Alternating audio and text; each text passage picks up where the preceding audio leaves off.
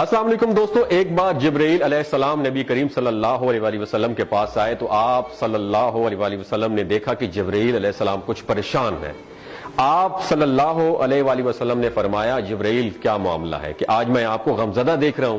تو جبرائیل علیہ السلام نے عرض کی، اے محبوب، کل میں اللہ پاک کے حکم سے جہنم کا نظارہ کر کے آیا ہوں، اس کو دیکھنے سے مجھ پہ غم کے آثار نمودار ہو رہے ہیں۔ نبی کریم صلی اللہ علیہ وسلم نے فرمایا کہ جبرائیل مجھے بھی جہنم کے حالات بتاؤ۔ جبرائیل نے عرض کی، جہنم کے کل 7 درجے ہیں اور ان میں سے جو سب سے نیچے والا درجہ ہے اللہ ان میں منافقوں کو رکھے گا، اس سے اوپر والے 6 درجے میں اللہ تعالیٰ مشرک لوگوں کو ڈالیں گے، اس سے اوپر 5ویں درجے میں اللہ سورج اور چاند کی پرستش کرنے والوں کو، عبادت کرنے والوں کو ڈالیں گے، 4تھے درجے میں اللہ پاک آتش پرست لوگوں کو ڈالیں گے، اور 3رے درجے میں اللہ پاک یہود کو ڈالیں گے، 2 درجے میں اللہ تعالیٰ عیسائیوں کو ڈالیں گے۔ یہ کہہ کر جبرائیل علیہ السلام خاموش ہو گئے تو نبی کریم صلی اللہ علیہ وسلم نے پوچھا، جبرائیل آپ خاموش کیوں ہو گئے؟ مجھے بتاؤ کہ پہلے درجے میں کون ہوگا؟ جبرائیل علیہ السلام نے عرض کیا کہ اے اللہ کے رسول، پہلے درجے میں اللہ پاک آپ کی امت کے گناہگاروں کو ڈالیں گے۔ جب نبی کریم صلی اللہ علیہ وسلم نے سنا کہ میری امت کو بھی جہنم میں ڈالا جائے گا تو آپ بے حد غمگین ہو گئے اور آپ نے اللہ کے حضور دعائیں کرنا شروع کر دی۔ 3 دن ایسے گزرے کہ اللہ کے محبوب مسجد میں نماز پڑھنے کے لیے تشریف لاتے، نماز پڑھ کر حجرے میں تشریف لے جاتے اور دروازہ بند کر کے اللہ کے حضور رو رو کر دعائیں فرماتے۔ صحابہ حیران تھے کہ نبی کریم صلی اللہ علیہ وآلہ وسلم پر یہ کیفیت کیسے طاری ہوئی ہے، مسجد سے حجرے جاتے ہیں، گھر بھی تشریف لے کر نہیں جا رہے۔ جب 3را دن ہوا تو سیدنا ابو بکر صدیق رضی اللہ تعالیٰ عنہ سے رہا نہیں گیا، وہ دروازے پر آئے اور دستک دی اور سلام کیا، لیکن سلام کا جواب نہیں آیا۔ آپ روتے ہوئے سیدنا عمر رضی اللہ تعالیٰ عنہ کے پاس آئے اور فرمایا کہ میں نے سلام کیا لیکن سلام کا جواب نہیں پایا، لہٰذا آپ جائیں، ہو سکتا ہے آپ کو سلام کا جواب مل جائے۔ آپ گئے تو آپ نے 3 مرتبہ سلام کیا لیکن سلام کا جواب نہ آیا۔ حضرت عمر رضی اللہ تعالیٰ عنہ نے سلمان فارسی کو بھیجا لیکن پھر بھی سلام کا جواب نہیں آیا۔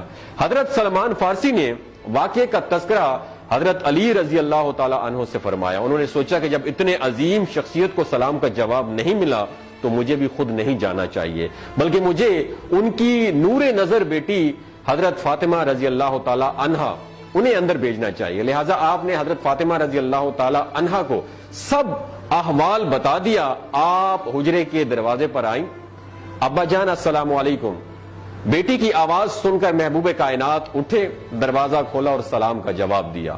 ابا جان، یہ آپ پر کیا کیفیت ہے کہ 3 دن سے آپ یہاں پہ تشریف فرما ہے؟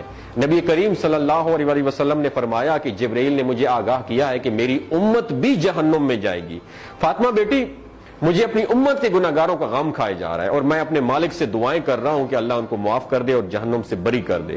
اور یہ کہہ کر پھر آپ سجدے میں چلے گئے، رونا شروع کر دیا، یا اللہ میری امت کے گناہگاروں پر رحم کر، ان کو جہنم سے آزاد کر کے۔ اتنے میں حکم آ گیا، وَلَسَوْفَ يُعْطِيكَ رَبُّكَ فَتَرْضَىٰ، اے میرے محبوب غم نہ کر، میں تم کو اتنا عطا کروں گا کہ آپ راضی ہو جائیں گے۔ آپ خوشی سے کھل اٹھے اور فرمایا کہ لوگوں، اللہ نے مجھ سے وعدہ کر لیا ہے کہ روز قیامت مجھے میری امت کے معاملے میں خوب راضی کرے گا، اور میں اس وقت تک راضی نہیں ہوں گا جب تک میرا آخری امتی بھی جنت میں نہ چلا جائے۔ بولتے ہوئے آنکھوں سے آنسو آنا شروع ہو جاتے ہیں بندے کے، کہ جب بندہ سوچتا ہے کہ ہمارا نبی صلی اللہ علیہ وسلم اتنا شفیق اور غم محسوس کرنے والا ہے اور بدلے میں ہم نے ان کو کیا دیا۔ آپ کا 1 سیکنڈ اس ویڈیو کو دوسرے لوگوں تک پہنچانے کا سورس ہے۔ میری آپ سے عاجزانہ اپیل ہے کہ لا حاصل اور بے مقصد پوسٹیں ہم شیئر کرتے رہتے ہیں، لیکن آج اپنے نبی کی رحمت کا یہ پہلو کہیں ہم سے مس نہ ہو جائے۔